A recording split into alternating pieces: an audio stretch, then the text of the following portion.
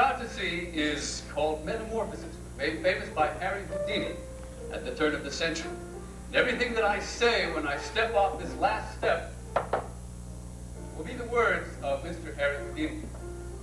Just suppose a pickpocket knew I was watching him sharply. It isn't very likely that he would try to pick my pocket while I had my eye on him. Yet that is just the condition under which a magician is forced to work. You know, you see, that I'm going to try to fool you. And so you keep, oh, can I borrow your jacket? So you keep your eye peeled from the moment that I step on the stage.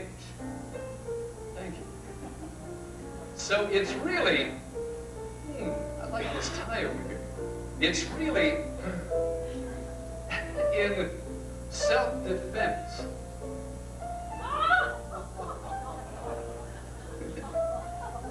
Genuine polyester, right?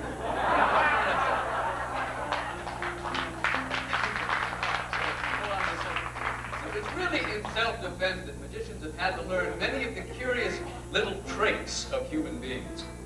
Our tricks themselves, thank you. I think there's a gentleman over this way, too. Our, can you stand up? Caught in the chair.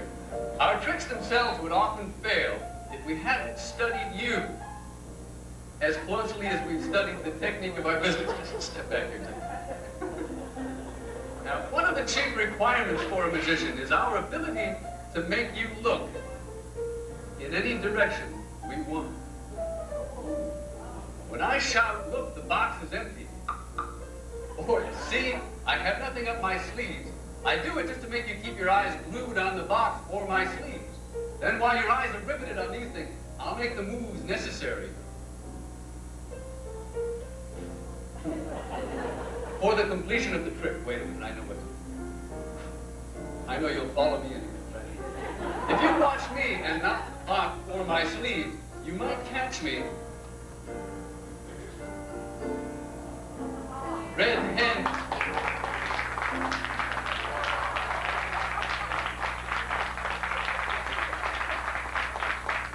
Now, if I think the audience is watching me too closely, I signal my assistant to drop something or make a sudden move.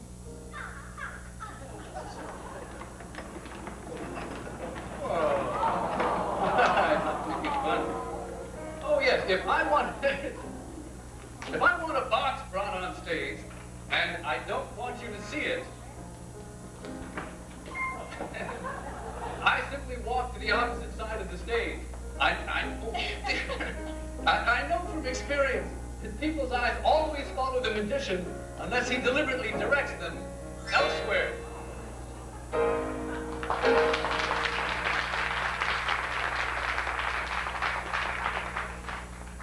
Now, we know that people usually look a little more to the right than to the left. Magicians utilize this point by always doing their most difficult tricks on the left-hand side of the stage. Would you stand up a second? Rather than on the right. This way, can I just tuck this in? Would you hold on to this side over there? This way, of course, it makes it harder for you to detect us.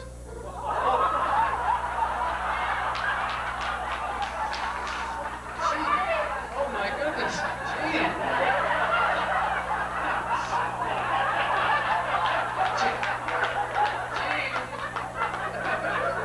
Oh, she's English, how proper, I'm sorry. You seem to have crossed the channel here. I'm so sorry. You come backstage, we'll straighten this all out. You don't feel terribly let down, do you? Would you like to help me? What's your name? Lisa, ladies and gentlemen, my new assistant, Lisa. Lisa, you come on stage there and kick that box. Pound it back and make sure it's real. People sometimes ask me why magicians always have the stage as bright as possible. I think it'd be easier for you, a man once said, if the stage was just slightly dim. I explained to him that we want the full glare of the lights on the stage. Please come over here.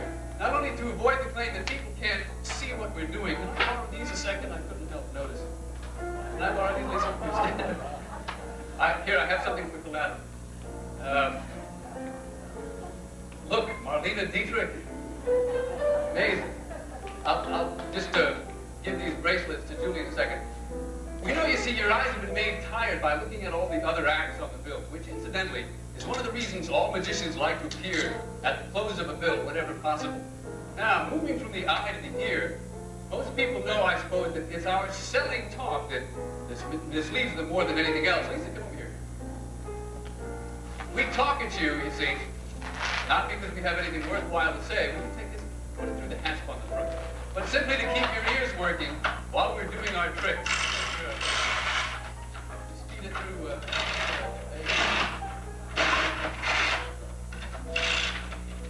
By talking, you see, we make you divide your attention. Now, Lisa, pull on this as soon as I get it lined. Sure that's lined. Great, here's the key. And if you wouldn't mind holding my jacket for a second, be right back. Incidentally, people are always more interested in seeing things disappear rather than seeing them appear.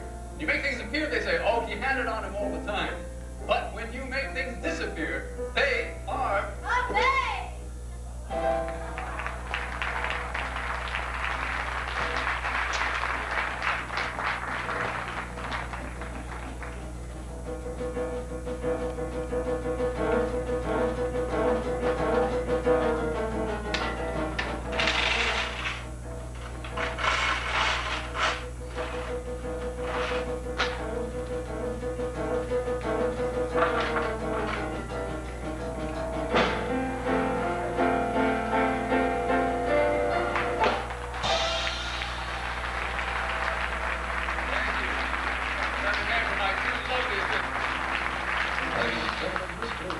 Aberdeen.